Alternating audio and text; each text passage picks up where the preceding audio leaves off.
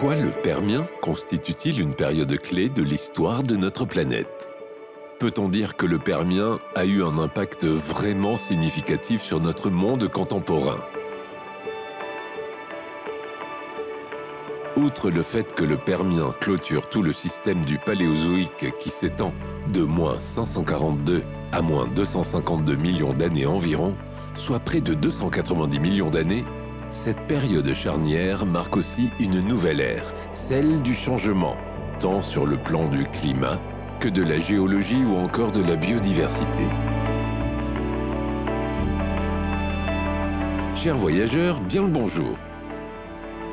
Aujourd'hui, nous embarquons à travers un voyage exceptionnel au temps des premiers reptiles. Que s'est-il passé durant le Permien? Quelles espèces végétales et animales peuplaient alors la Terre? À quels bouleversements terrestres ont-elles dû faire face? Mais avant de partir pour une nouvelle aventure, pense à liker la vidéo et à t'abonner à la chaîne pour ne rien manquer. Merci et bon voyage!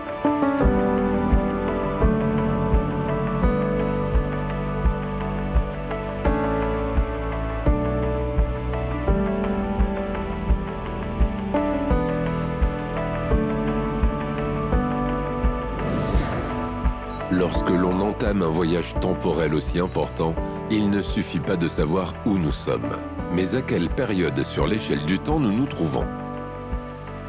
Il faut se situer dans le passé afin de pouvoir appréhender les événements dans leur contexte et mieux les comprendre.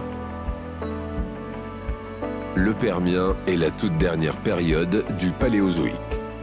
Cette ère est subdivisée en 6 grands systèmes. Elle débute avec le Cambrien, se poursuit avec l'Ordovicien, le Silurien, le Dévonien, le Carbonifère, et enfin, elle se clôture avec le Permien. Nous arrivons donc à l'apogée du Paléozoïque, où, au moment de sa chute, tout dépend de la façon dont on voit les choses.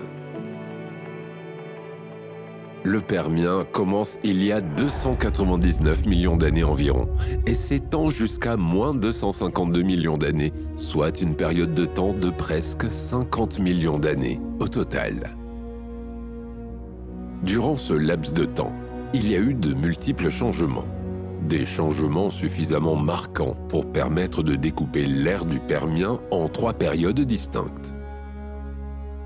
On retrouve ainsi le Permien inférieur, appelé aussi le Sissuralien, le Permien moyen, appelé le Guadeloupien, et enfin le Permien supérieur, nommé également l'Opingien. Le Permien doit son nom à la région de Perm, une province russe où l'on a découvert le tout premier site fossilifère de cette période. La période du Paléozoïque a connu de multiples rebondissements. Après une explosion de la vie dans l'océan au Cambrien, la planète a subi des extinctions de masse à 2 reprises, à la fin de l'Ordovicien, puis à la fin du Dévonien. Chaque fois, la nature a repris ses droits. La faune et la flore sont parvenues, au fil des radiations et des différentes évolutions, à s'adapter aux nouvelles conditions qui s'imposaient à elles. Au cours du Dévonien, et d'autant plus au Carbonifère, une nouvelle révolution est en marche. Les plantes parviennent à coloniser le sol du continent. Plusieurs espèces profitent de ce nouveau couvert végétal pour, à leur tour, partir à la conquête du sol terrestre et quitter le monde aquatique.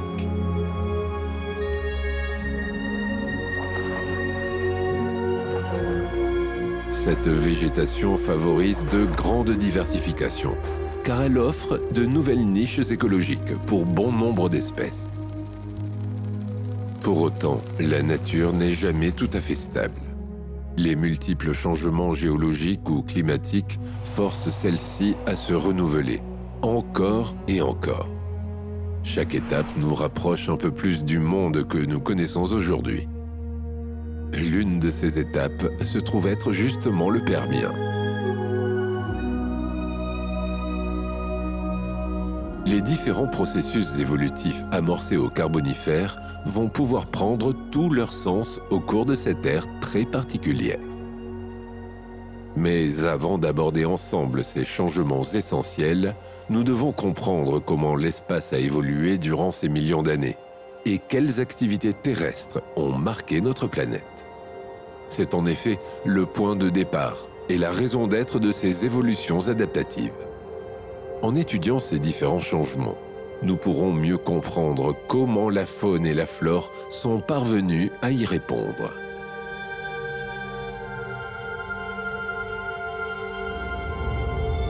Durant nos précédents voyages, nous avions parlé de la formation d'un continent unique. Une formation lente qui s'étend sur plusieurs périodes du Paléozoïque. Le Permien constitue, si l'on peut dire les choses ainsi, l'âge d'or de ce continent unique, la Pangée. C'est durant cette période que sa formation est la plus complète. Elle s'étend quasiment d'un pôle à l'autre, ce qui paraît tout à fait improbable lorsque l'on connaît les positions des continents actuels. Vu du ciel, cet énorme continent ressemble à un petit bout de terre perdu au milieu d'un vaste océan, la Panthalassa. Il semble s'étendre à l'infini. Malgré son imposante présence et l'étendue de son territoire, lors de la constitution de la Pangée, il va y laisser une petite part de lui-même. Pour mieux comprendre ce qu'il s'est passé, voyons la Terre dans son ensemble. Le Permien connaît durant ces 50 millions d'années de nombreux bouleversements et un climat changeant. Des écarts de température, des précipitations, mais aussi des saisons extrêmes. Comme tu peux le comprendre en découvrant ces images, le climat devient très marqué en fonction des régions, mais aussi bien différent de ce que l'on a pu voir durant le Carbonifère. Rappelle-toi, les précédentes activités de la Terre, la forte colonisation des plantes ainsi que la chute des forêts houillères entraînent avec elles la formation d'une calotte de glace au niveau du Gondwana, au pôle sud, et un grand refroidissement général. Cette glaciation perdurera d'ailleurs jusqu'au Permien inférieur. On passe alors d'une ère glaciaire à une période de forte chaleur. Un véritable four s'active alors sur la Terre. Le changement est pour le moins radical. Si jusqu'ici l'Inland 6, les terres gelées du pôle sud, persistaient, il finit aussi par disparaître. C'est dire si le mercure grimpe en flèche sur la planète bleue. Une grande partie du continent de la Pangée devient quasi désertique. Les vastes marécages que nous avons connus au cours du Carbonifère disparaissent et laissent place à de la savane, un paysage plus aride et plus sec.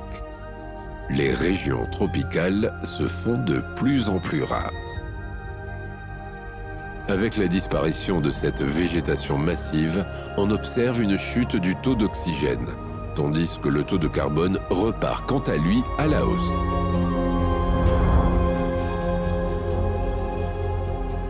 Mais ce n'est pas le seul bouleversement que rencontre notre planète. La fonte des glaces est en marche, nous l'avons vu. Dès lors, un cercle vicieux va s'installer. La chaleur fait fondre les glaciers. Ces derniers ne jouent alors plus leur rôle de bouclier. Et oui, la réverbération du soleil, c'était jusqu'ici une de leurs fonctions essentielles dans la stabilité climatique.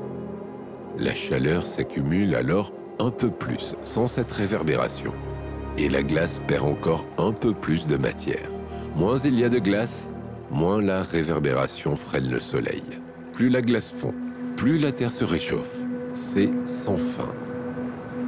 On entre donc petit à petit, en raison de ces multiples causes, dans un vrai chamboulement géologique et climatique auquel la faune et la flore vont devoir s'adapter si elles veulent survivre. Tous n'y parviendront pas.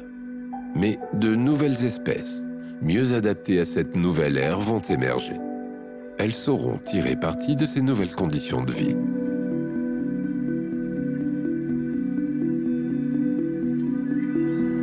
Nous avons évoqué il y a quelques minutes la formation de la Pangée. Comme tu t'en doutes, cette fameuse valse des continents a indubitablement entraîné des conséquences très importantes sur le cours de l'histoire de la Terre. Sur ce planisphère, on peut voir le mouvement des masses continentales.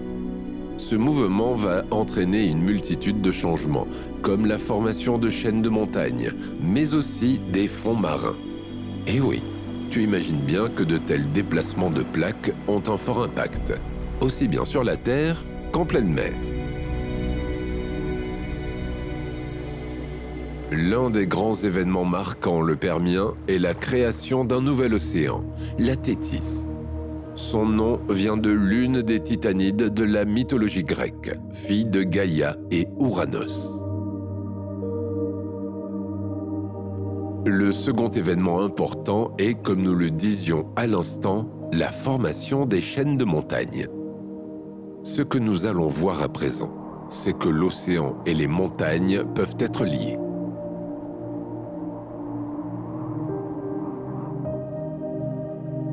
Le mouvement des plaques entraîne ce que l'on appelle un processus de subduction. Lorsque deux plaques tectoniques se rencontrent, le phénomène s'étend sur une durée très longue. Il n'y a donc pas de grand choc frontal et brutal, mais plutôt un glissement de plaques. L'une, souvent la plaque marine, car elle est plus fine, passe sous la plaque terrestre, qui, elle, est au contraire plus épaisse. La chaîne hercynienne a une taille considérable. C'est peut-être même la plus grande chaîne terrestre que la Terre ait connue. Elle mesure entre 3000 et 7000 km de long, selon les sources, et près de 700 km de large. On retrouve ses vestiges en France, notamment dans les Vosges ou le Massif central. Si dans ces contrées, elles ne sont plus aussi prestigieuses que par le passé, c'est que ces montagnes se sont érodées à travers le temps. Cette chaîne de montagnes n'est pas uniquement importante parce qu'elle en impose par sa taille, mais également pour le rôle majeur qu'elle a joué durant le Permien. Comme l'Himalaya aujourd'hui, ou bien la cordillère des Andes de l'autre côté du monde, des montagnes d'une telle hauteur bloquent les nuages.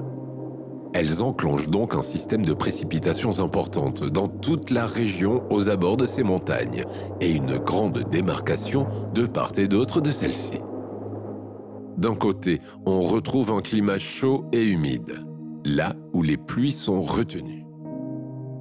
De l'autre, on retrouve un climat sec et aride. Aucun nuage, aucune pluie ne parvient de ce côté-là de la montagne. Ces changements vont pousser la faune et la flore à s'adapter à un climat sec et aride. C'est ainsi qu'un paysage de savane s'installe progressivement ou que certaines espèces adoptent un nouveau mode de vie à travers différents épisodes de radiation, par exemple.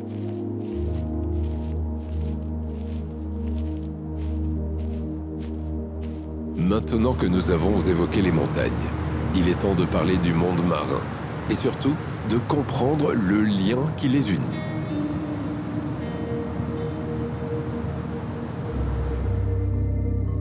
Au Carbonifère se dessinaient déjà les prémices de ce nouveau territoire marin. En se rapprochant les uns des autres, en se réunissant, les terres émergées ont enfermé une partie du Panthalassa au creux de leurs bras. Elles ont encerclé ce petit bout d'océan du Panthalassa devenu alors Thétis. Au fil des millénaires et de la course des continents, la place de Thétis sur notre planète a beaucoup évolué. Mais on retrouve encore aujourd'hui une trace de sa présence. C'est la mer Méditerranée, mais aussi des montagnes. Eh oui! La Thétis était constituée de hauts fonds. Ces hauts fonds, aussi incroyables que cela puisse paraître, sont devenus aujourd'hui les toits du monde. De hauts sommets enneigés de l'Himalaya en Asie ou des Alpes en Europe. Nous allons accoster sur les berges de cet océan et comprendre ce qu'il a de si particulier. Outre cette petite anecdote sur les vestiges du passé de Thétis, appelé aussi Paléothétis, cet océan est vraiment une étendue d'eau salée très spéciale du Permien. Du fait de sa position et de son encerclement, il est devenu un vrai vivier marin. La vie explose et se diversifie en son sein. Des milliers d'espèces vont éclore dans cet écrin bleu. Mais pourquoi? Pourquoi ici plus qu'ailleurs? L'océan Tethys est considéré comme un véritable vivier marin. Sur certains points, on pourrait se croire au Cambrien, période charnière durant laquelle la vie n'a eu de cesse de s'enrichir, de se développer et de se diversifier. Des milliers d'espèces ont trouvé ici toutes les conditions nécessaires pour cela. J'aimerais te poser maintenant une question. D'après toi, pourquoi les fonds marins du Paléothétis sont-ils plus à même de favoriser cette diversification importante des espèces marines plutôt que dans tout le reste du vaste Panthalassa? Quel élément change la donne? La fermeture par les terres n'est pas l'unique raison. Il faut chercher la réponse au sommet de ces montagnes. En effet, c'est l'érosion de ces grandes chaînes de montagnes qui va entraîner dans l'océan beaucoup de sédiments. Ces sédiments vont être la source nutritive privilégiée de plantes aquatiques et de micro-organismes marins. La base de la chaîne alimentaire s'enrichit d'une nouvelle source nutritive, et c'est toute la chaîne qui en profite.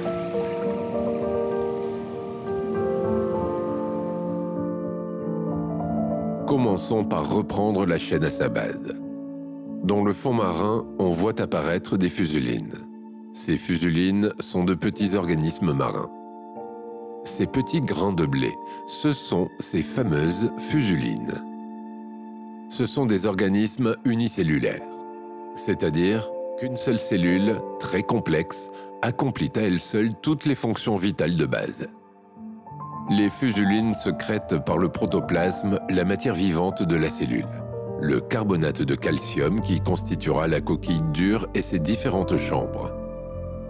D'autres petits organismes comme celui-ci vont venir enrichir les fonds marins et ainsi constituer une nouvelle niche écologique. Les coraux s'étendent également largement et enrichissent l'écosystème en apportant un abri à ces multiples espèces marines. On compte deux grands groupes au Permien. Les tabulata et les rugosa. Leur exosquelette en calcite permet de favoriser la diversification des autres espèces marines. Les éponges, quant à elles, toutes aussi douées en architecture, forment elles aussi de nombreux récifs. Ces éponges, contrairement aux coraux qui les construisent à partir de carbonate de calcium, sont constituées de silice. Ce sont des êtres coloniaux et surtout filtreurs. Certaines espèces sont très grandes, comme Gigantospongia, qui peut atteindre 2 mètres. Gyrtiocolia forme de longues branches comme les coraux, mais c'est bien une éponge. Les brachiopodes, mais également les céphalopodes, les goniatites et les nautiles vont une nouvelle fois se diversifier et enrichir leur genre de nouvelles espèces. Ici, nous pouvons voir un nautiloïde Coopéroceras. Comme aux carbonifères, les brachiopodes et les échinodermes tapissent le fond marin. Mais regarde comme ils sont nombreux. Il en existe de toutes formes, de toutes tailles et d'une multitude de couleurs. Ici, ce sont des brachiopodes Leptodus. Et à côté, des édriostèges.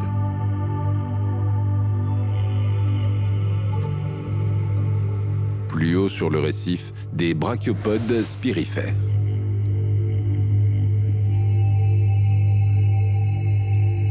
Les diverses plantes marines, les micro-organismes, ainsi que les fameux sédiments venus des montagnes favorisent l'expansion de toutes ces espèces. les mollusques, les brachiopodes, les crustacés ou même les éponges et les coraux profitent de ces nouvelles conditions de vie. La base de la chaîne alimentaire est donc riche, diversifiée et abondante. Étant disponibles à foison, les espèces qui s'en nourrissent prolifèrent à leur tour.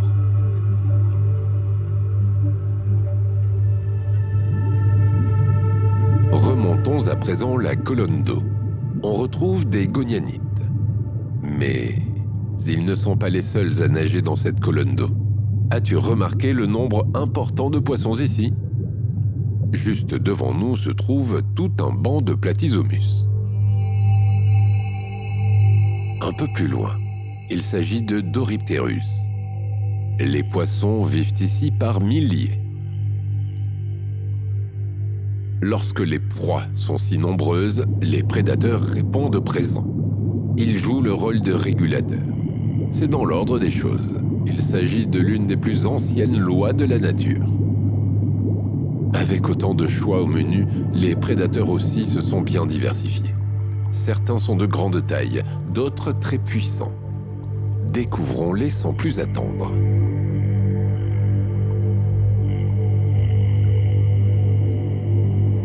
Te souviens-tu de qui se situait au sommet de la chaîne alimentaire marine au Carbonifère?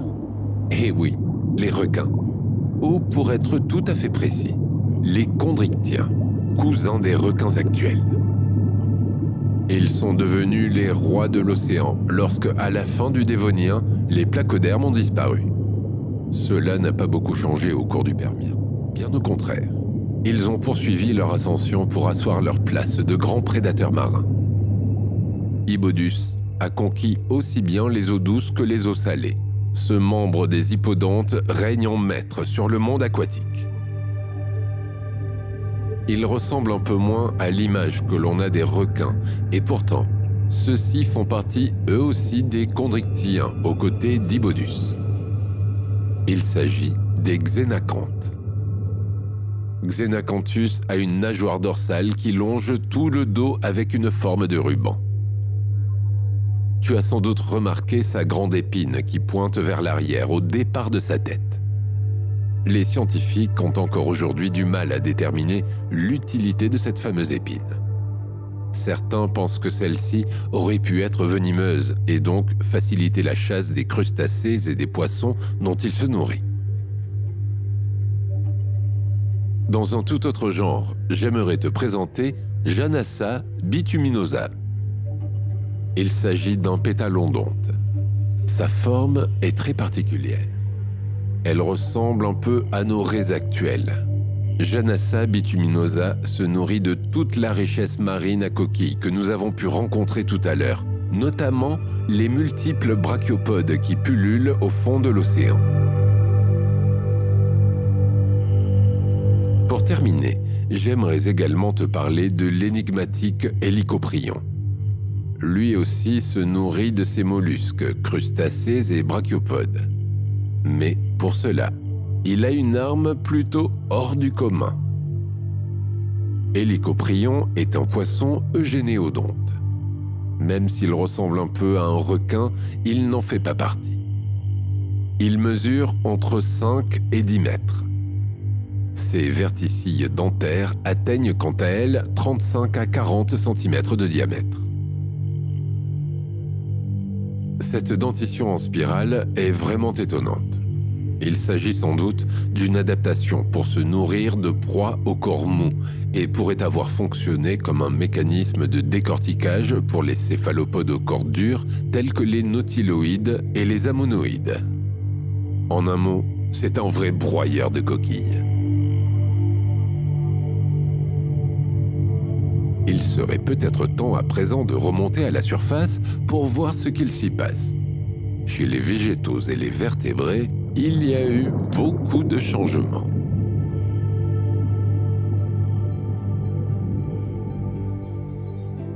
Les plantes du Carbonifère étaient en grande partie des plantes à spores.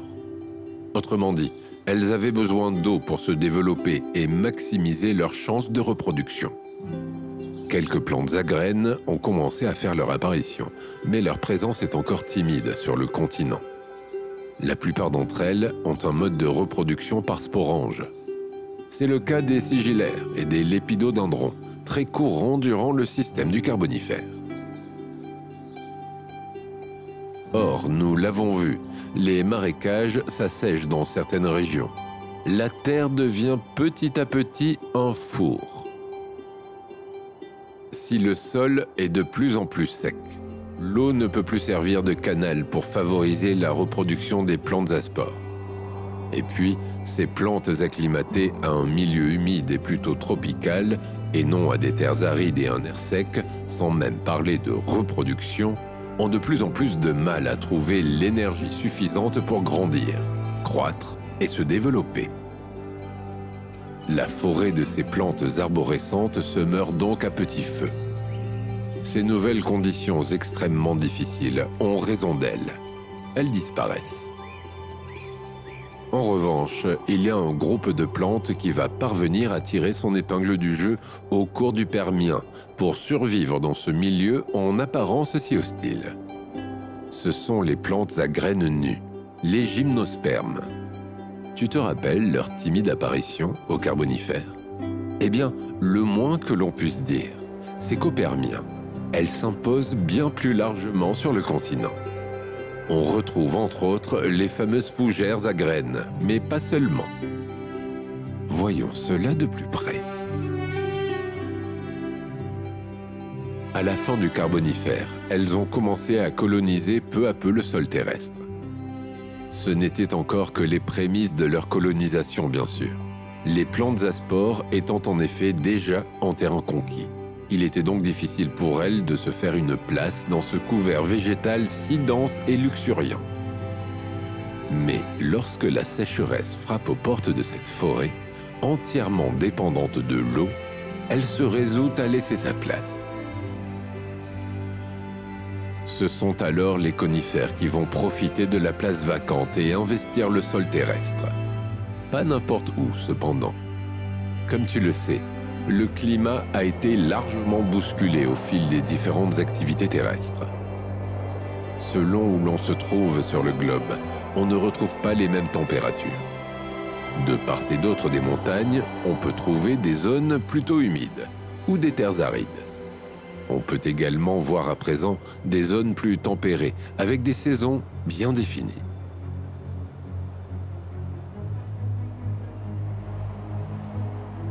La grande famille des conifères ne va pas se développer partout ni de la même manière, en fonction des régions. Le conifère Walchia, par exemple, s'établit au nord. Walchia penniformis est un conifère qui se situe entre le cyprès et l'Araucaria, un grand conifère des Andes. Les fruits en forme de cône sont à l'origine du nom de cette famille, qui est très caractéristique. Au sud, on retrouve les glossoptéridales. Ces arbres peuvent atteindre 30 mètres de haut. Le bois des troncs et des branches présente des cernes, un peu comme chez certaines de nos espèces contemporaines. Ces cernes sont des témoins précieux puisqu'ils permettent aux scientifiques d'affirmer une chose. Dans ces zones tempérées, le climat présente des saisons tranchées. Pour s'adapter à ces changements parfois extrêmes, ces arbres ont adopté une nouvelle stratégie, les feuilles caduques.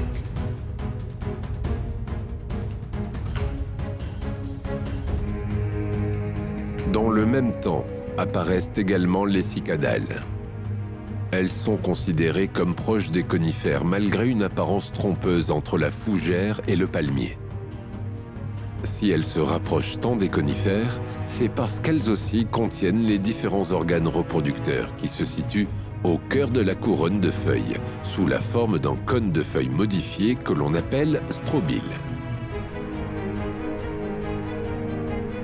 Les Cygadopithes follicularis et les Cygadopithes granulatus qui se trouvent ici débutent seulement leur colonisation du sol.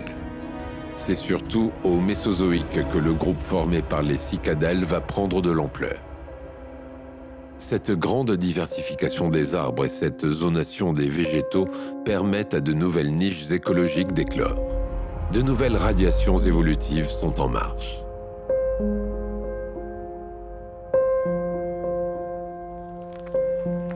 Les amphibiens ont donné naissance, nous l'avons vu à la fin du Carbonifère, aux amniotes, des animaux capables de pondre des œufs à coquilles. Sans cette faculté, ces amphibiens dépendaient complètement du milieu aquatique. En effet, les amphibiens avaient des pattes pour se déplacer, des poumons pour respirer. Il ne leur manquait que l'assurance de pouvoir protéger leur progéniture sur Terre. Jusqu'ici, les amphibiens devaient pondre dans l'eau. Pour s'affranchir complètement de cet élément, il fallait donc mettre à jour leur mode de reproduction. La classe des amniotes a la capacité de pondre des œufs à coquilles avec un liquide amniotique à l'intérieur.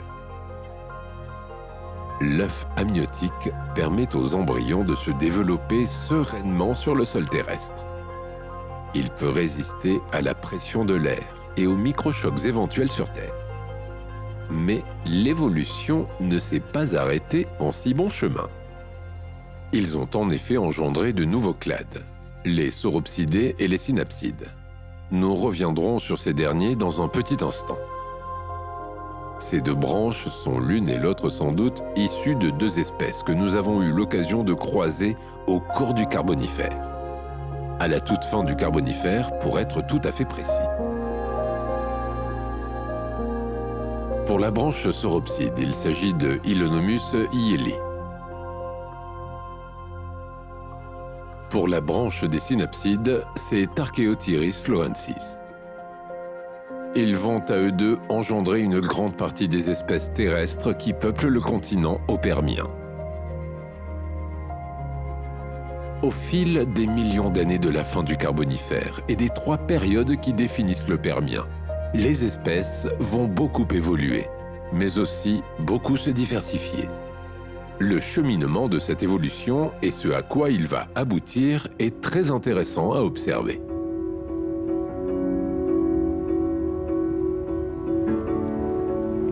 Avant d'aborder l'émergence des synapsides et des sauropsidés, il est important de comprendre et de différencier certains termes techniques qui définissent leurs caractéristiques.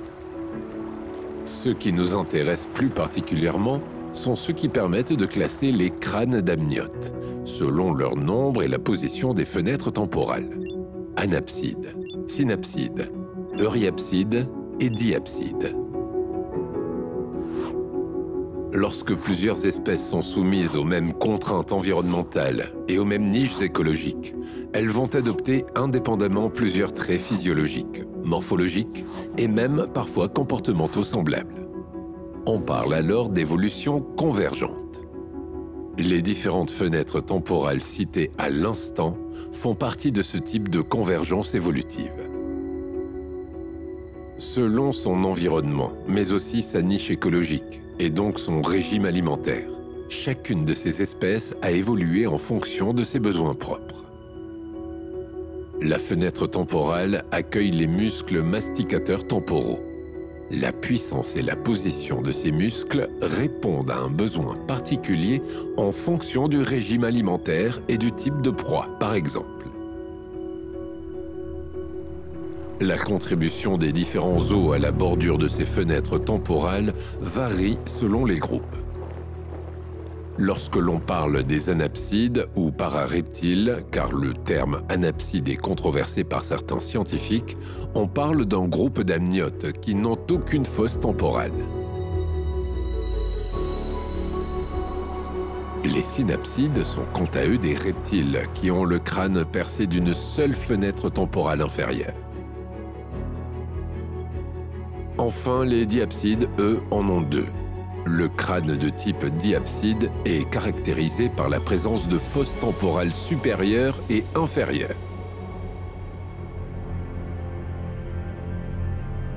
Selon de récentes recherches, il se peut que ces mêmes diapsides, malgré leurs deux fosses, soient devenus euryapsides ou anapsides. L'un et l'autre auraient possiblement perdu l'une des fosses au cours de leur évolution. Le terme euryapside est lui aussi controversé, car sa signification est ambiguë. Il peut désigner tous les amniotes qui ont une fenêtre temporale supérieure, ou uniquement les descendants directs des premiers diapsides. La forme euryapside correspond à la présence de fosses temporales supérieures uniquement. Maintenant que la forme de leur crâne n'a plus de secret pour toi, observons d'un peu plus près leur morphologie, leur niche écologique et leurs différentes caractéristiques.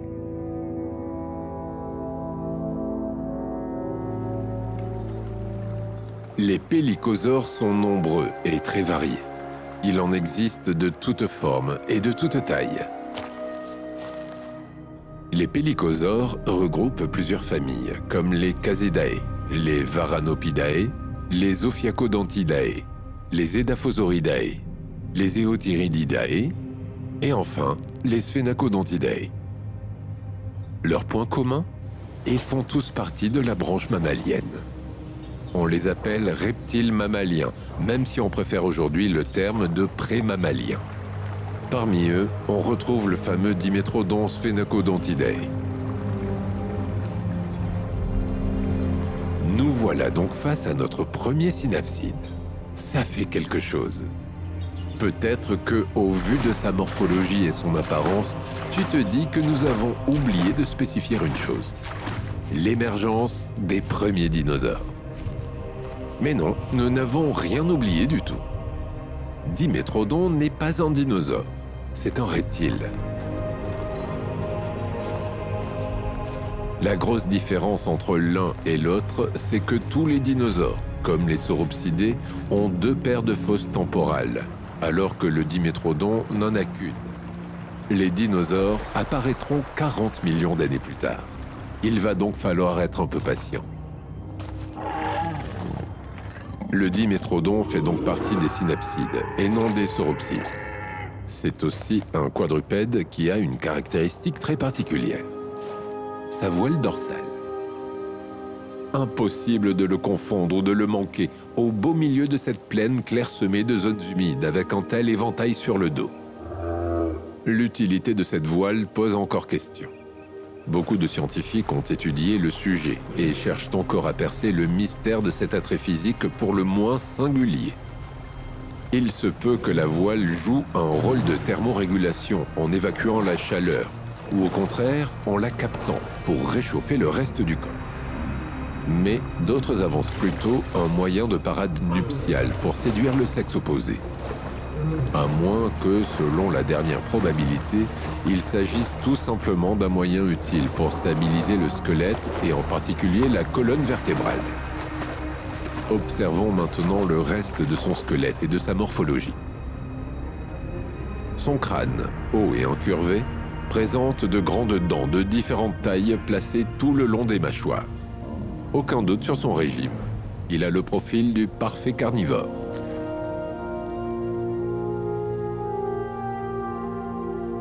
Ses proies favorites sont les poissons, mais il n'est pas contre un petit tétrapode, un reptile ou même un amphibien.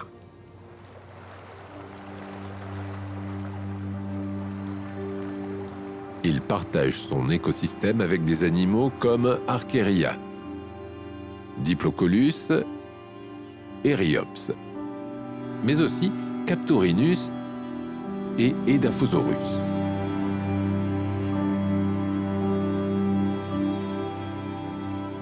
Dimetrodon est un synapside qui fait partie du clade des sphénacodontes. Tous les sphénacodontes n'ont pas de voile comme le Dimetrodon. Aptodus, par exemple, fait lui aussi partie du clade des sphénacodontes. Il ressemble plus à une sorte d'énorme caméléon. Lui aussi quadrupède, il a une queue aussi longue que son corps.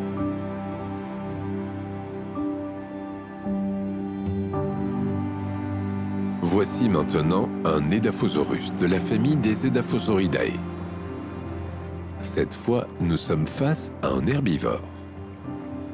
On devrait même parler de végétivore pour éviter toute confusion. On parle souvent d'herbivore en opposition au régime carné. Mais herbivore signifie se nourrir d'herbe. Or, l'herbe n'est pas présente au Permien. Il y a une multitude de plantes, bien sûr. Nous l'avons vu et le reverrons bientôt au cours de ce voyage. La végétation s'est largement développée et elle a même beaucoup évolué. Mais pour l'heure, il ne s'agit encore que de plantes de différentes tailles et formes, et non d'herbes à proprement dit. Notre Edaphosaurus, donc, est un végétivore qui se nourrit de plantes qu'il trouve au fil de son chemin. C'est l'un des plus anciens tétrapodes herbivores connus. Il mesure entre 1 et 3 mètres et pèse environ 300 kg. Tu remarqueras que lui aussi est doté d'une jolie voile dorsale. Nous pourrions encore poursuivre nos investigations chez les synapsides et décrire quelques autres espèces. Mais ce que tu dois retenir de ce groupe, c'est son évolution. Les synapsides vont engendrer la branche des thérapsides. Tu comprendras d'ici quelques minutes que ce groupe a toute son importance.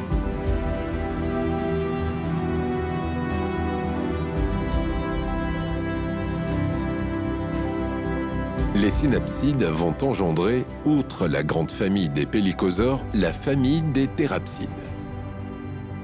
Celles-ci vont rapidement évoluer et se diversifier.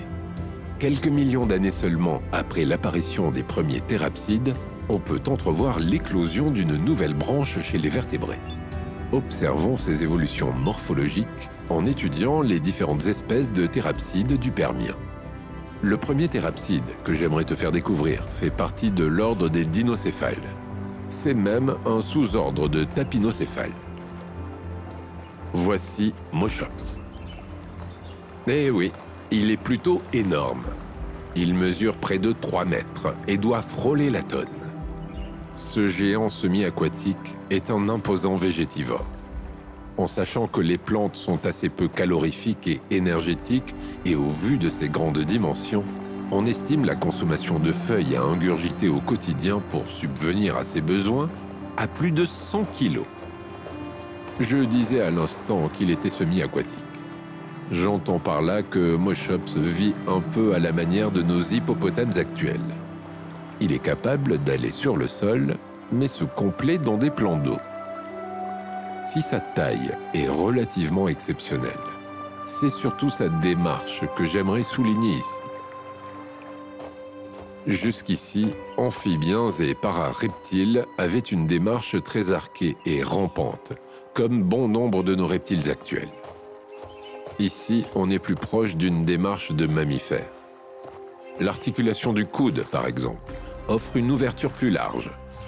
La démarche est donc tout à fait différente. Un autre thérapside, bien moins gros, mais tout aussi intéressant à observer, est l'Icaenops. Il mesure 1 mètre environ et ne dépasse sans doute pas les 15 kilos. Cela ne l'empêche pas pour autant d'être un très bon chasseur. Il chasse des proies à sa portée, de taille modeste, comme quelques sauropsides que nous aurons sans doute l'occasion de rencontrer un peu plus tard, mais aussi quelques membres de son clade, des petits thérapsides, notamment des dicynodontes.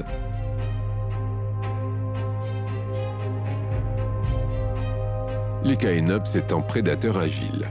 Cette fois encore, j'aimerais observer avec attention son mode de déplacement. Tout comme Moschops, il est bien loin d'avoir la démarche arquée et rampante typique de tous les vertébrés quadrupèdes que nous avions rencontrés avant eux. Il est même plutôt rapide dans ses mouvements par rapport à tout ce que nous avons pu voir précédemment. Grâce à ses longues pattes près du corps, il est plus stable et ses déplacements paraissent plus aisés, comme les mammifères quadrupèdes. Sa gueule est une arme redoutable. Il a une tête longue et mince, comme le genre canidé. Mais il a surtout les dents en forme de croc, aussi bien sur la mâchoire supérieure que sur la mâchoire inférieure. Elles agissent comme des poignards. Elles tuent et déchiquettent. La chair de cette proie ne résistera pas bien longtemps à de telles lames parfaitement aiguisées. Dans sa gueule, il s'agit sûrement d'un robertia. Il a eu le malheur de tomber sous l'écrou du Lycaenops. Il donne cependant l'occasion d'évoquer une nouvelle famille de thérapsides.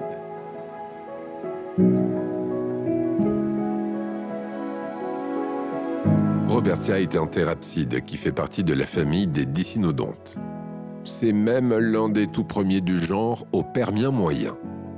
C'est en quelque sorte un dicynodonte primitif, dans le sens où il est l'un des plus anciens de la branche.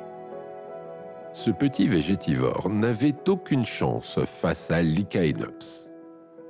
Ces petites canines qui dépassent de sa mâchoire supérieure ne lui sont utiles que pour venir à bout des tiges les plus résistantes.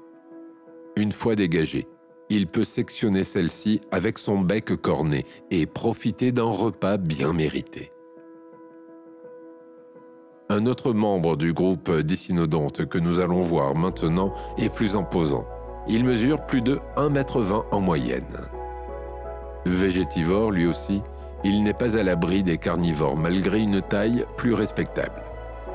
Les prédateurs sont nombreux ici, puissants et féroces. Dicynodon doit donc être sur ses gardes. Pendant qu'il coupe la végétation avec son bec ou qu'il déracine des tubercules ou des racines avec ses défenses, le danger rôde. Avant de clôturer cette première partie sur les thérapsides, j'aimerais aborder le Permien supérieur avec une autre famille, celle des cynodontes.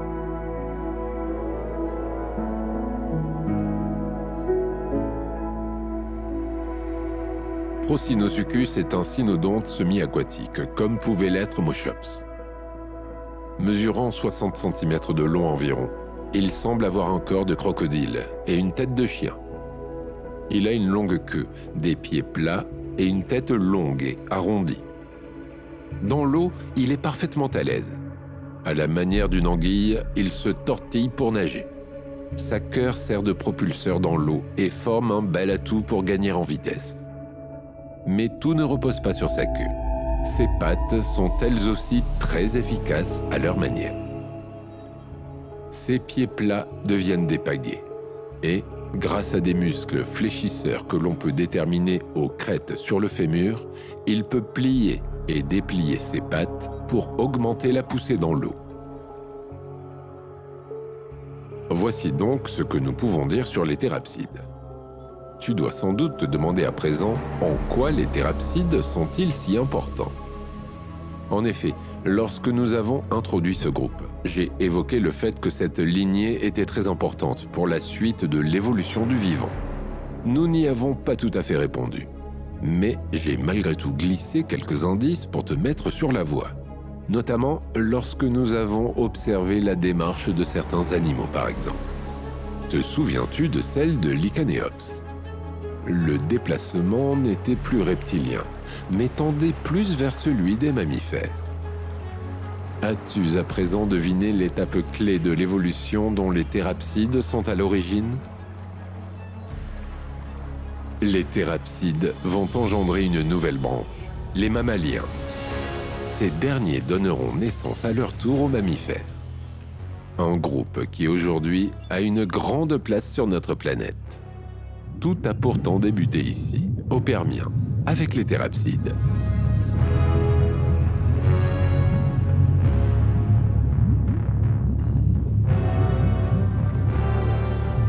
Dans cette seconde partie sur les thérapsides, plutôt que d'aborder ces animaux par famille, nous allons les découvrir par période. De cette manière, tu pourras alors te rendre compte que, dans la lignée des thérapsides, l'évolution rapide de ces animaux permet en quelques milliers d'années de dessiner les premières caractéristiques morphologiques des mammifères. Sphénacodon fait partie, comme son nom le laisse sous-entendre, de la famille des sphénacodontidae, tout comme le dimétrodon ou l'Aptodus, qui ont introduit notre groupe de synapsides. Nous sommes ici au Permien inférieur. On est très éloigné des caractéristiques auxquelles on pourrait s'attendre d'un mammifère. Il adopte en effet une morphologie bien plus reptilienne.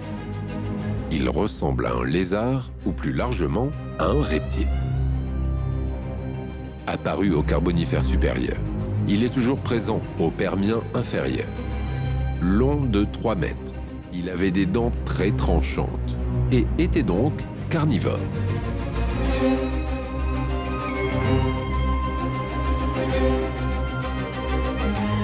Passons maintenant au Permien moyen. Commençons par Biarmozukia. La silhouette ainsi que la forme de la tête sont déjà moins reptiliennes. La tête est plus petite que celle des sphénacodontidés, présentées plus tôt. Mais la fente temporale est quant à elle plus grande que chez ces derniers. On peut également remarquer que l'évasement de l'arrière du crâne, où les muscles sont attachés, est plus important. Cela signifie que les muscles sont plus gros et entraînent donc une morsure plus forte. Il est également équipé de canines plus élargies. Des canines, des muscles mordeurs, une tête moins grande et mieux proportionnée par rapport au reste du corps, on peut déjà voir que l'évolution est en marche, bien que Biarmozukia préserve encore des caractéristiques très primitives. C'est aussi le cas de l'ordre des dinocéphales. Ils comptent parmi leurs membres des végétivores, des carnivores et même des omnivores. Si certains sont exclusivement terrestres, d'autres sont semi-aquatiques. Les dinocéphales se sont beaucoup diversifiés tout au long de leur présence sur notre planète. Même s'ils demeurent encore très primitifs, on peut souligner quelques petits changements importants. L'ilion, par exemple, la partie supérieure de l'os coxal qui permet avec le sacrum et le coccyx le mouvement du bassin est plus allongé. Le mouvement et la démarche sont donc plus stables et confortables. Chez les carnivores, si l'on se focalise sur la tête, on peut également apercevoir quelques changements, notamment sur la différenciation des dents. Certaines, à l'avant, sont plus longues et permettent de cisailler. Sur la partie inférieure, on peut voir que les dents qui longent la langue s'emboîtent et se caractérisent par une surface d'écrasement lorsque la mâchoire du haut rencontre la mâchoire du bas. La mastication pourrait presque débuter. Découvrons maintenant quelques thérocéphales. Les thérocéphales sont les plus proches parents des cynodontes qui donneront naissance aux mammifères. C'est en observant avec attention le squelette du crâne de l'un d'entre eux que l'on peut alors découvrir l'apparition du palais secondaire. Il permet de séparer la cavité nasale de la cavité buccale. C'est une des caractéristiques très courantes chez les mammifères.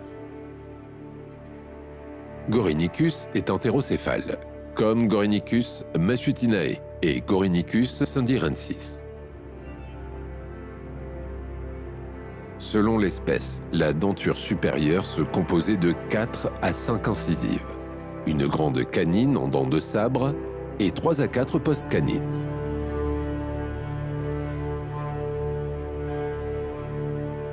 Les vertèbres cervicales articulées, la posture des pattes sous le ventre ou encore le bassin favorisent un déplacement avec une démarche plus stable et droite.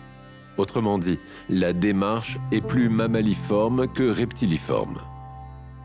Il est déjà temps de poursuivre notre course à l'évolution en découvrant à présent les espèces du Permien supérieur.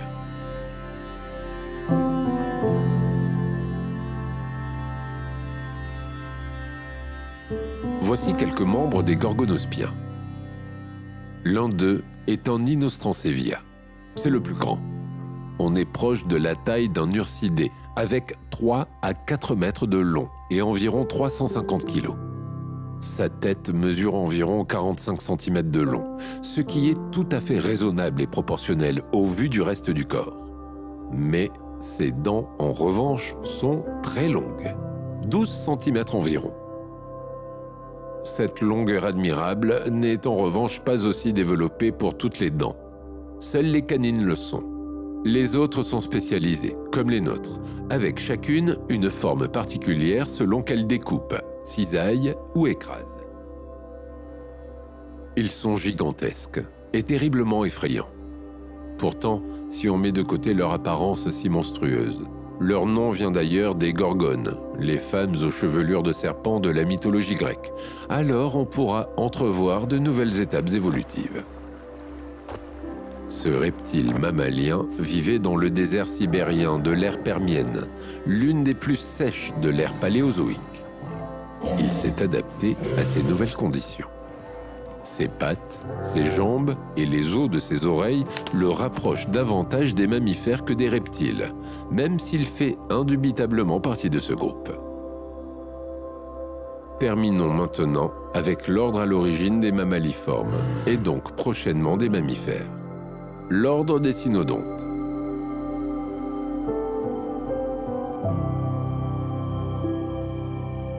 Observons pour cela Trinaxodon d'un peu plus près. Les dents ont largement évolué et elles sont à présent parfaitement différenciées. La boîte crânienne est également renflée à l'arrière de la tête. On peut également observer l'élargissement de l'arc zygomatique dans le crâne, qui est donc plus proche de celui des mammifères et permet une musculature de la mâchoire plus robuste. Mais il y a également un autre point important à découvrir chez Trinaxodon, la fourrure.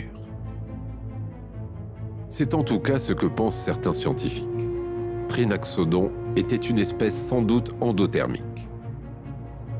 Avant de passer au second groupe, les sauropsidés, qui lui aussi a toute son importance dans notre monde actuel, revenons sur ces deux caractéristiques des cynodontes et des dicynodontes que les scientifiques ont découvert récemment, la dentition et la thermorégulation.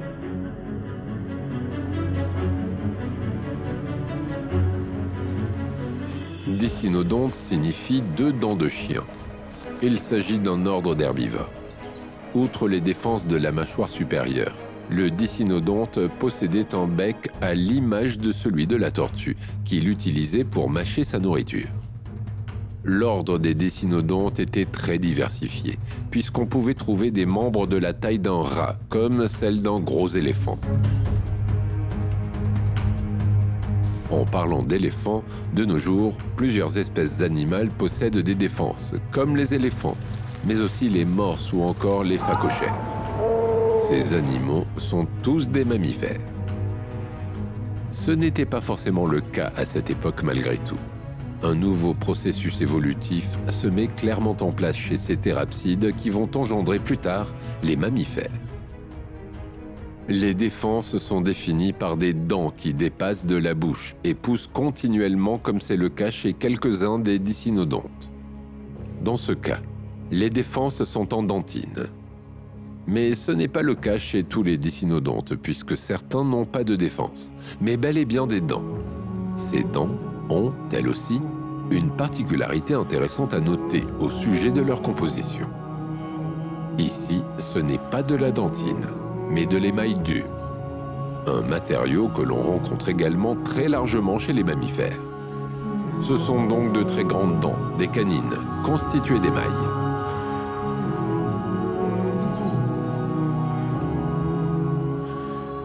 Des analyses de datation ont été menées sur 90 fossiles au sein d'une collaboration internationale impliquant notamment le laboratoire de géologie de Lyon, Terre, planète, environnement au CNRS-ENS de l'Université de Lyon. Ces analyses ont permis de mettre en lumière un élément très important sur deux groupes de thérapsides, les dicynodontes et les cynodontes. Ils avaient sans doute le sang chaud. Aujourd'hui, les oiseaux et les mammifères sont les seuls animaux capables de produire leur chaleur corporelle. On parle d'endothermie, mais aussi de la maintenir à une température élevée et constante, ce qu'on définit cette fois par l'homéothermie. Pour parler de la combinaison de ces deux caractéristiques chez les mammifères comme chez les oiseaux, on utilise le terme d'endo-homéothermie.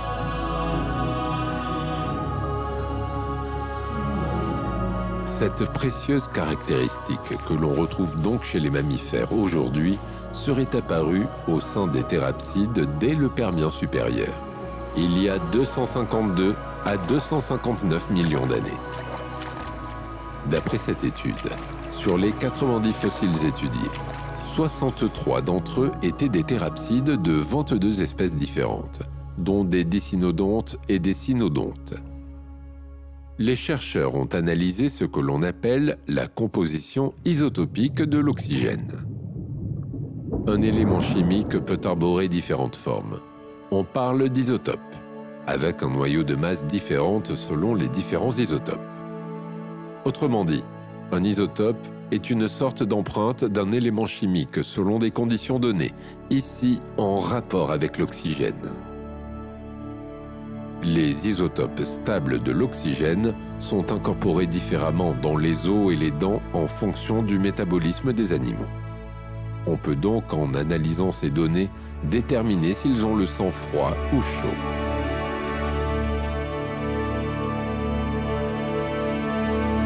C'est ainsi que le groupe de scientifiques a pu déterminer de nouvelles perspectives d'évolution chez 2 de nos thyrapsides, puisque vraisemblablement, les cynodontes et les dicynodontes avaient le sang chaud et étaient capables d'endohoméothermie. Est-ce que les deux sont liés? Difficile d'en être certain.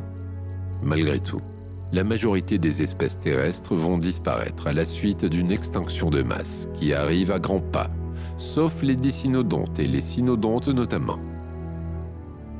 La clé de leur résistance aux changements climatiques brutaux pourrait résider justement dans leur capacité endohoméothermique. Ces découvertes nous permettent de clore le chapitre des thérapsides et de l'émergence des mammalimorphes. Ces espèces de cynodontes engendreront donc au fil des évolutions les mammaliformes, puis à leur tour les premiers mammifères. Avec l'origine de ce groupe, nos origines viennent donc de débuter, il y a des millions d'années, au Permien. Ouvrons à présent un autre chapitre avec les sauropsidés.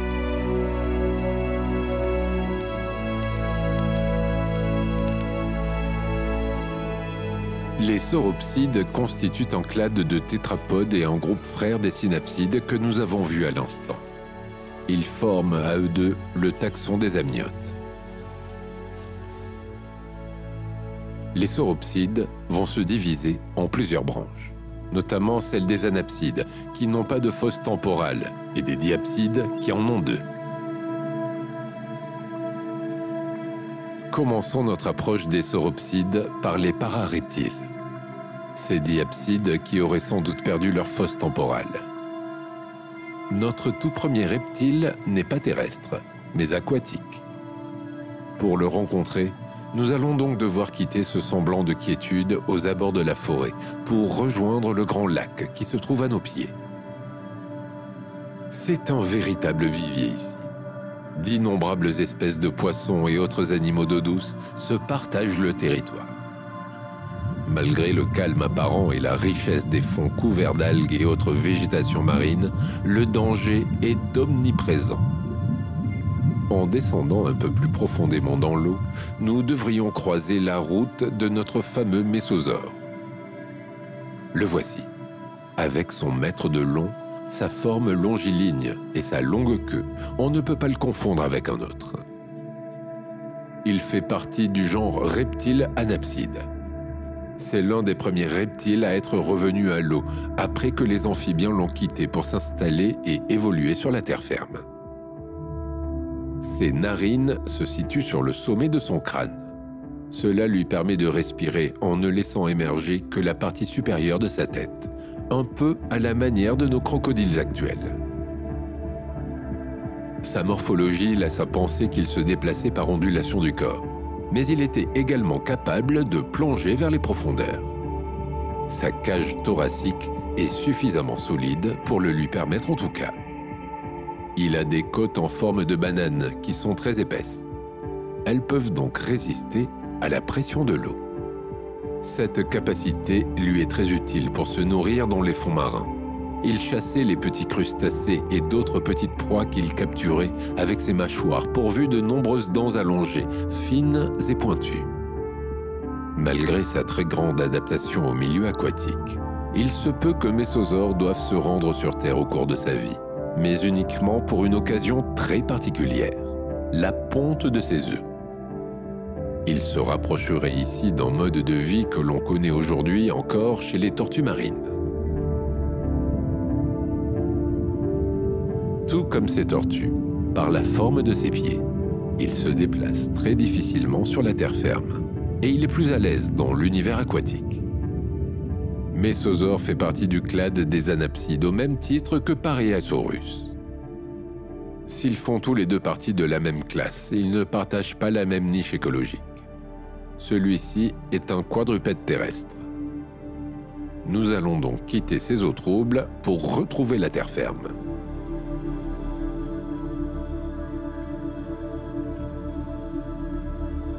Voilà Pareiasaurus nasicornis, un des premiers du genre Pareiasaurus.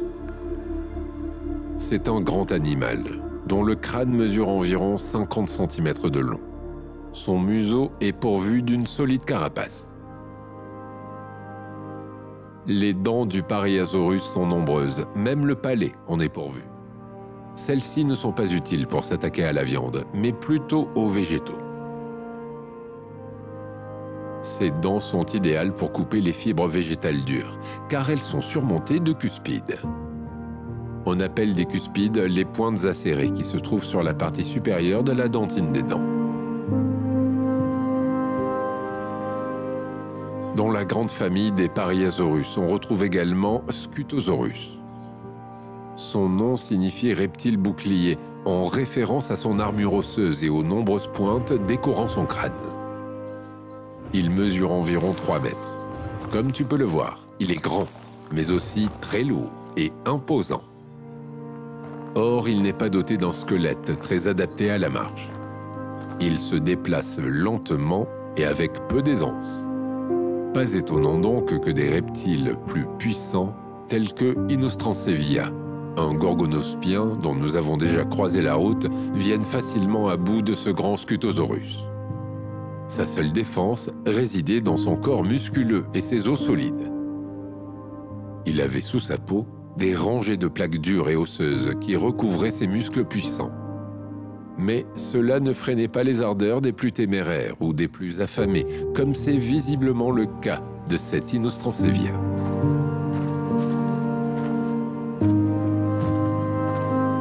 Scutosaurus devait sans doute connaître la faim qui tenaille au ventre, puisque dans la région semi-désertique où il se trouve, il n'y a finalement que très peu de végétation. Il doit donc parcourir de nombreux kilomètres, être souvent à découvert et donc à la merci des prédateurs.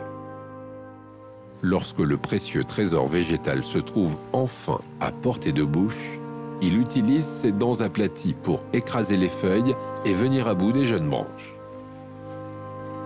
Pour digérer, il fait partie de ces animaux dits lithophages.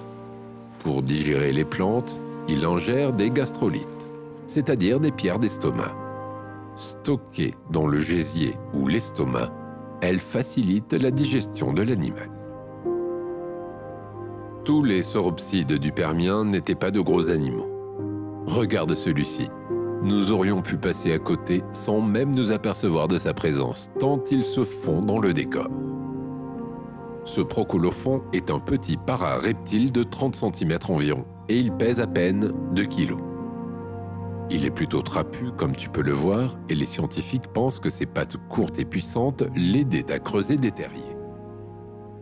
Pour se nourrir ou se protéger des prédateurs, rien n'est moins sûr. Il présente plusieurs caractéristiques qui tendent à le ranger dans toutes les catégories possibles. Végétivore, insectivore et peut-être tout simplement omnivore. Pendant que celui-ci profite tranquillement de son repas, de notre côté, nous allons aborder un autre groupe de sauropsides.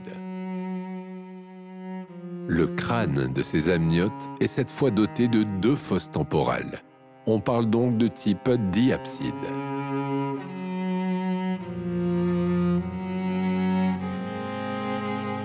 Chez les sauropsides aussi, comme chez les synapsides, on voit une nouvelle branche apparaître. Une branche qui, petit à petit, nous mènera, elle aussi, à des animaux contemporains. La branche diapside va, en effet, mener vers plusieurs évolutions distinctes. Les études et les recherches en cours contredisent parfois les résultats précédents, ce qui signifie que le classement de ces animaux fait encore débat. La diversification et le processus évolutif sont tellement larges qu'il n'est pas toujours facile de s'y retrouver. Tentons de débrouiller tout cela grâce aux découvertes de certains chercheurs et paléobiologistes. Les sauropsides sont à l'origine de plusieurs lignées ou branches que nous allons étudier un peu plus en profondeur. Les testudines, les diapsides et les archosauromorphes ont beaucoup de secrets à nous révéler sur l'évolution du vivant. Commençons par les testudines. C'est à travers leur étude que les scientifiques ont pu comprendre l'une des étapes évolutives des diapsides.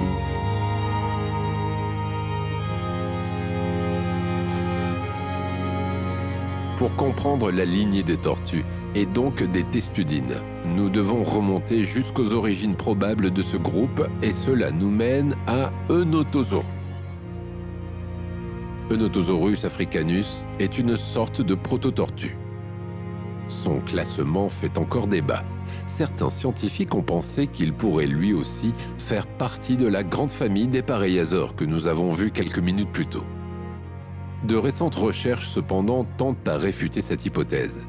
Nous y reviendrons après une petite présentation d'Eunotosaurus. Beaucoup de caractéristiques physiques laissent à penser qu'Eunotosaurus se trouvait à l'origine de la branche des tortues. Sa silhouette et sa morphologie le laissent deviner, mais c'est son squelette qui va permettre de favoriser cette hypothèse. Il a des côtes larges et allongées qui s'encurvent autour de son dos, mais aussi de son ventre. Il a 9 vertèbres du tronc allongé, 9 paires de larges côtes dorsales en forme de T et 5 paires de gastralia, des plaques osseuses dermiques que l'on appelle également plastrons ventraux. Avec un tel squelette, on devine aisément une forme de protocoquille qui deviendra plus tard une carapace. Eunotosaurus était un animal fouisseur. Il se peut que cette évolution de son squelette soit une réponse justement à ses besoins de fouisseur. Pour faciliter son enfouissement dans la terre, les côtes se sont élargies et aplaties. Mais une protection contre les prédateurs n'est pas à écarter non plus. En effet, les tortues actuelles ont préservé et même amélioré cette aptitude physique, qu'elles soient ou non des fouisseuses. La perspective que ce soit également une arme de défense contre les prédateurs est donc tout à fait plausible. Avaler un animal tout rond doté d'une telle carapace est très difficile. Voyons ce que les scientifiques ont découvert au sujet d'Eunotosaurus. Une équipe de chercheurs de Yale University aux États-Unis a mis en lumière un point intéressant sur l'évolution de ces animaux. Chez les Eunotosaurus juvéniles, ils ont identifié de petites ouvertures caractéristiques des reptiles diapsides, donc de fosses temporales. Mais plus tard, elles se referment. Eunotosaurus devient alors un anapside. Cela signifie que les testudines anapsides ont peut-être évolué à partir de reptiles diapsides au cours de la période permienne. Si c'est le cas, on peut alors exclure l'origine proposée du pareiasaure mentionné plus tôt. Si on considérait auparavant que les tortues, l'ordre des testudines, appartenaient à la sous-classe des anaspidés, aujourd'hui certains pensent que les testudines sont des diapsides qui ont perdu leur fosse temporale. Pour le moment, la question est encore discutée chez les scientifiques. Mais ces résultats favorisent l'hypothèse que les diapsides ont engendré les anapsides. En parlant des diapsides, il serait temps maintenant de rencontrer quelques-uns d'entre eux, tu ne crois pas ?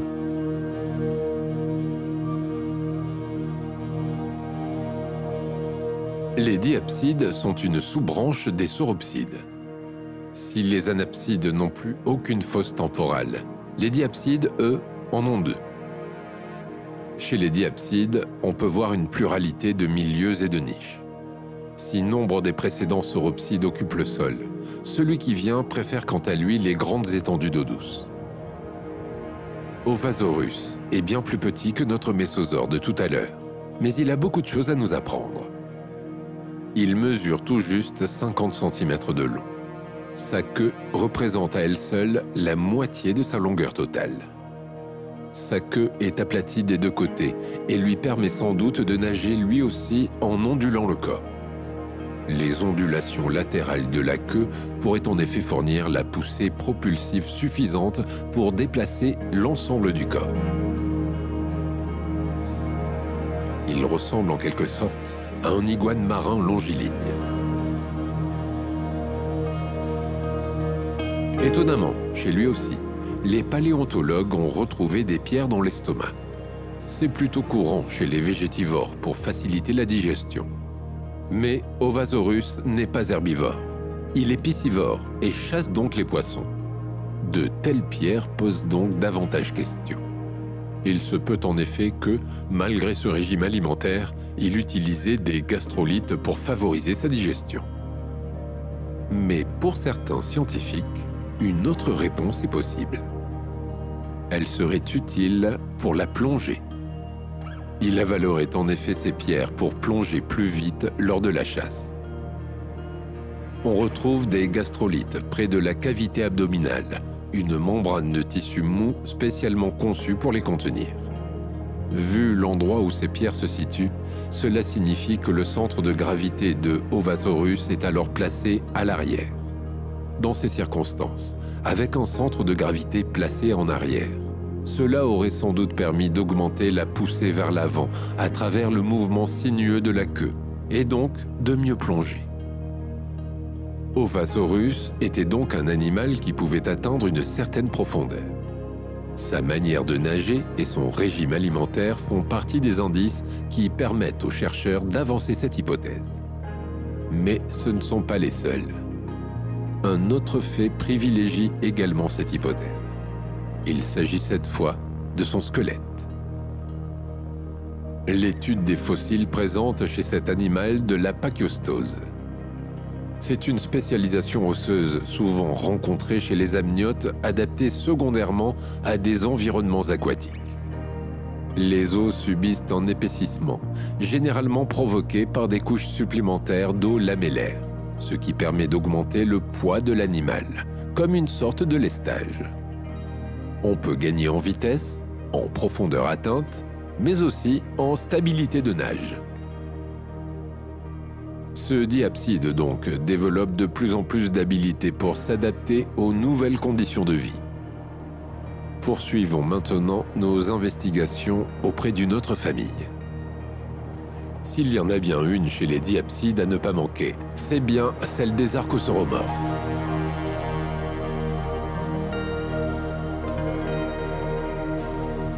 Les sauropsides vont donner naissance, nous l'avons vu, aux diapsides.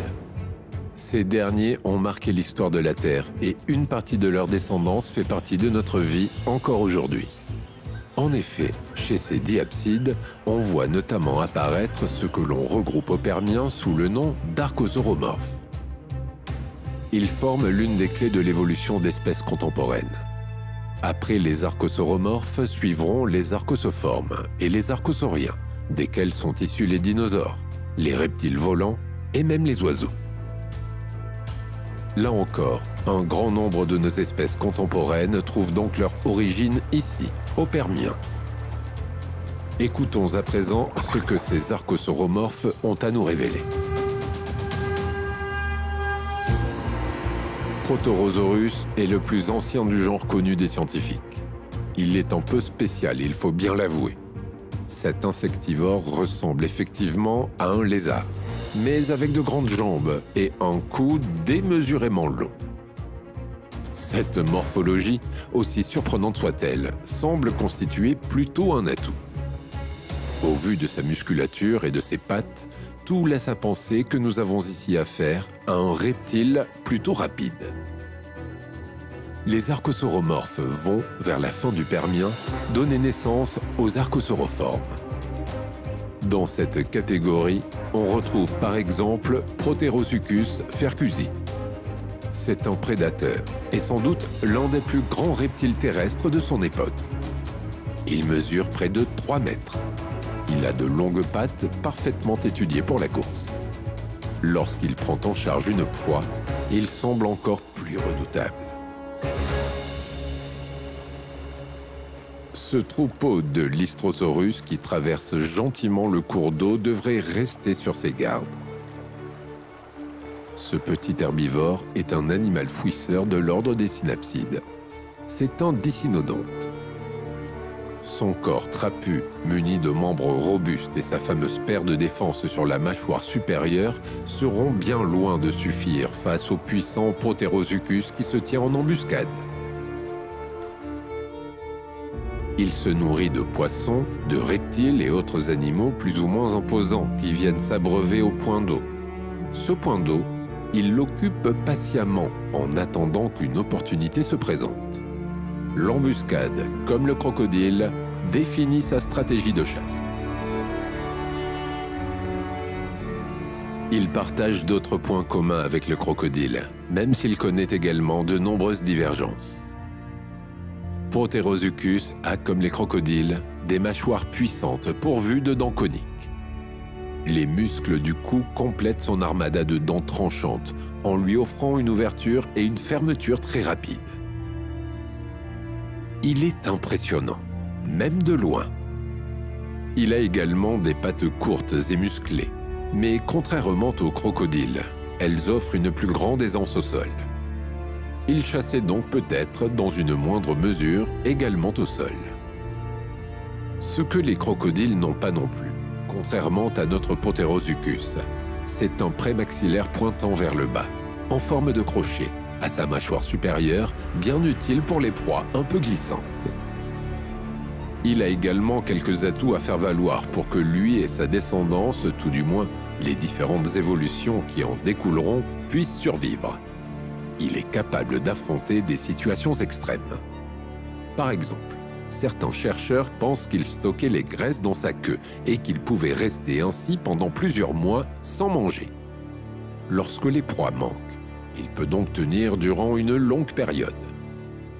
Il est aussi capable de réguler sa température corporelle en alternant bains de soleil et bains d'eau fraîche. Là encore, quand on sait qu'au Permien, la disposition des continents était totalement différente, avec pour lui un habitat plus près du pôle sud, il pouvait s'acclimater plus facilement aux saisons changeantes. Notre archosauroforme ouvre donc grand la porte aux futurs archosauriens et plus tard aux dinosaures, aux crocodiles et aux oiseaux. Pendant que les futurs archosauriens se préparent à faire leur grande entrée sur scène, d'autres reptiles ont également adopté de nouvelles aptitudes intéressantes.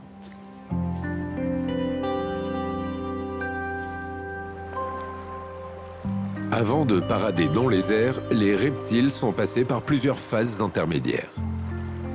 Les prédateurs au sol sont de plus en plus féroces et taillés pour s'attaquer à n'importe quelle espèce. Les pélycosaures, par exemple, sont largement présents sur le continent. Les plus petits reptiles n'ont aucune chance, à moins de parvenir à conquérir un autre milieu. C'est justement ce que certains vont faire. Un nouveau milieu, c'est la seule solution. Ils sont donc devenus arboricoles. Ils vivent dans les arbres, et en particulier la canopée. Cette zone est plus riche en lumière, mais aussi en insectes en tout genre. Autrement dit, il y a de la nourriture en abondance et largement de quoi sustenter ces nouveaux arrivants. Voici Coelurosaurus. Il a un corps allongé et aplati. Il mesure environ 40 cm et se fond facilement dans ce paysage au cœur de la canopée. La grande particularité de Coelurosaurus, c'est bien sûr la membrane sur les côtés qui lui permet de planer. Ces membranes ne sont pas des ailes à proprement parler. Elles sont supportées par des rayons osseux d'origine dermique et n'impliquent ni les côtes ni les membres. Lorsqu'il écarte et tend ses membres supérieurs, cette action tend alors les membranes qui lui permettent de planer. Selon les paléobiologistes, son ancêtre devait sûrement sauter de branche en branche pour se déplacer d'un arbre à l'autre. Il évitait ainsi de trop se risquer au sol. L'évolution lui donnera ensuite la possibilité de planer entre deux arbres afin de gagner en agilité. Il ne vole pas encore. Coelurosaurus plane seulement, mais il ouvre de nouvelles perspectives, celle de la conquête du ciel par les reptiles. Malgré toutes ces radiations et ces grandes révolutions biologiques, le Permien marque aussi la fin d'une ère, celle du Paléozoïque. Une extinction de masse est en cours et viendra une nouvelle fois bousculer l'ordre du vivant.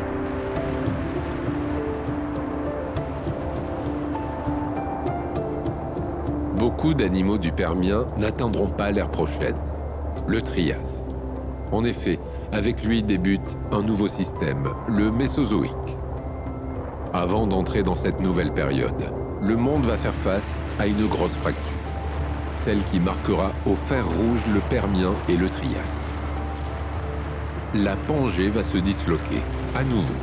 Et oui, ce n'est pas la première fois que l'activité interne de la Terre a battu la mesure et joué sa plus belle symphonie, la valse des continents. Cette valse se poursuit, mais cette fois, l'heure n'est plus à l'unification, mais à la séparation. L'océan Atlantique Nord s'ouvrira et amènera le continent à se disloquer. Cette fracture des terres entraîne de grands changements auxquels toutes les espèces ne s'adapteront pas. Plusieurs facteurs combinés et étendus sur plusieurs millions d'années vont entraîner la disparition de près de 90% des espèces marines et terrestres. C'est une réaction en chaîne qui va mettre à mal le cycle même de la vie. La chaîne alimentaire se brise. Un effet domino qui impacte chacun des membres de cette chaîne, notamment 75% des vertébrés terrestres, mais aussi la majeure partie des animaux marins.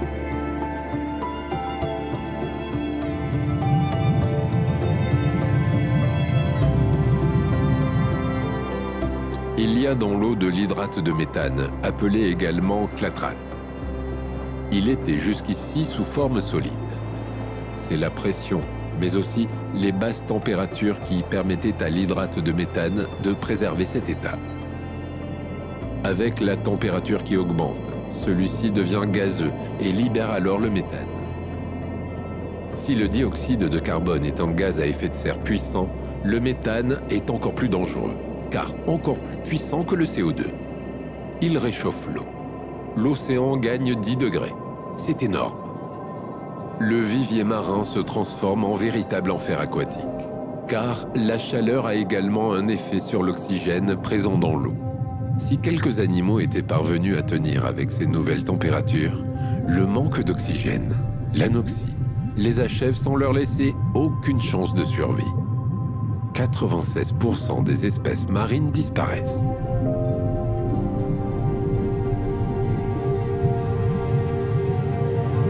Certains fonds marins sont fragilisés à cause du mouvement des plaques, mais aussi à travers des zones qui n'ont pas régénéré suffisamment le manteau terrestre. Le sol est si fragile par endroits qu'il amène le plancher océanique à s'effondrer sur lui-même. Le niveau de la mer va alors baisser de 250 mètres.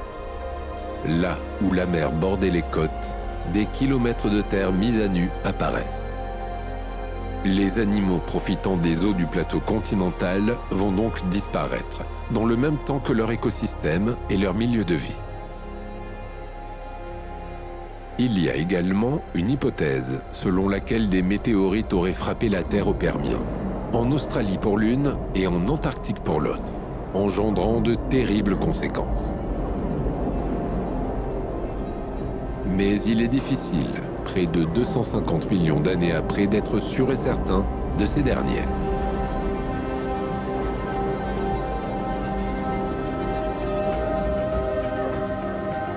En Sibérie, d'énormes quantités de magma remontent à la surface.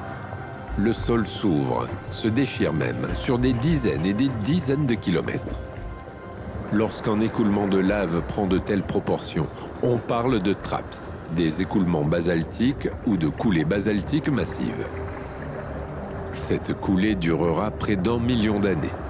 1 million d'années où de la roche fondue se répandra sur une surface de 2 millions de kilomètres carrés d'après certaines hypothèses et sur des kilomètres d'épaisseur. La poussière se déverse sur le sol, mais elle envahit également le ciel, tout comme le gaz qui se dégage des suites des éruptions. Gaz et poussière s'accumulent dans le ciel et l'atmosphère devient étouffante. Un effet de serre et un réchauffement climatique s'installent de plus en plus sérieusement sur la planète.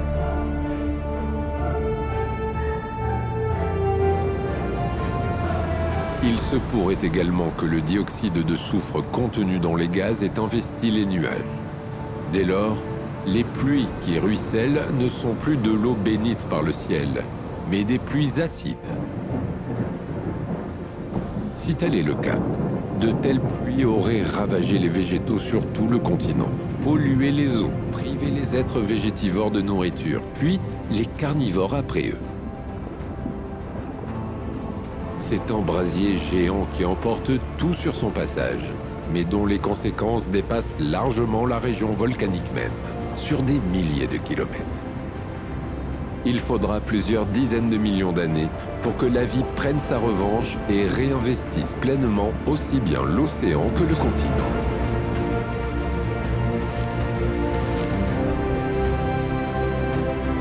Rendez-vous à l'ère suivante pour découvrir comment la vie est parvenue à résister et à se renouveler en abordant la toute première période du Mésozoïque, le Trias.